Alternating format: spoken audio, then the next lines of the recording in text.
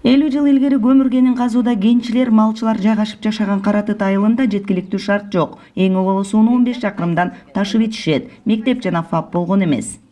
Атабыз илгертен чабан болуп, ушул жерде жашашкан.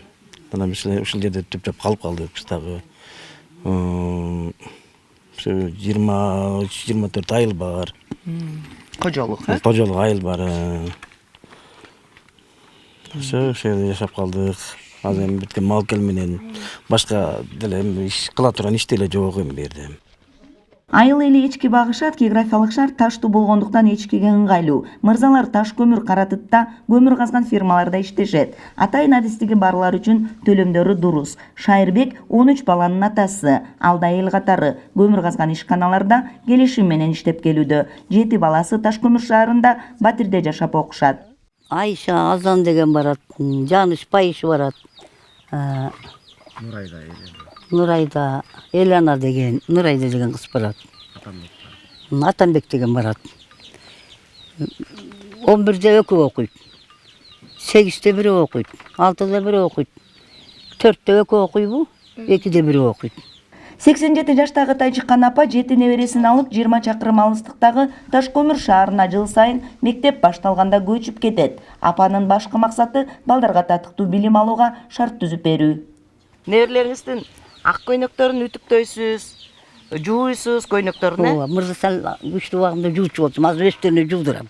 Өздөрү ütүктөшөт, өздөрү кийип, өздөрү кетет. Оокатын өздөрү бышырат. сиз көзөмөлдөп, Отурам да баш көз болушат. Кеч калбагыла, баргыла деп. Окуудан кайтып убакта келгиле деп. 13 баланын туну 2005 жылы туулган, эң кенжеси 2 жашта. Ортодо 3 жолу катар эгиздери бар. Бир жаккадан баш чыгарып, ынтымактуу божурашкан бир туугандар, баары билимге дилгир. Аларды мектепте мугалимдери математиктер деп аташат. Анткени балдар зерек жана өзгөчө зээндүү. Таш көмүр шаарына окутабыз, квартира тап. Кудайга шүгүр, кайненем бар үчүн ушуга таянып, тез барып кабар алып турабыз. Ушунча жылдан бери ошо кайненем жардам кылып келип атат бизге. Көмөк берип, балдарымды окутуп, мен бул жакта тирилик менен болом. Азыр эртең мектепке Бүгүн ишкер Төлөнбай Акбалаев келип 13 баладан кабар алды. Алардын мектеп кийимдерине, окуу куралдары үчүн акча каражатынан көмөктөштү. Каратыт деген айыл болгон Аксы районуна карайт. А биздер Таш көмүргө барып окуйт экен. Таш көмүргө барып окуган жактан да уктук, ошо социалдык жактан аябай кыйналышат экен. Мектепке 8 баланы 82-ге чыккан энебиз апарып ошол жерде окутат экен. Квартира снимать этип, ал жакта да кыйынчылыктар бар экен. Ал жактан да биз уктук, мугалимдерден да уктук эми.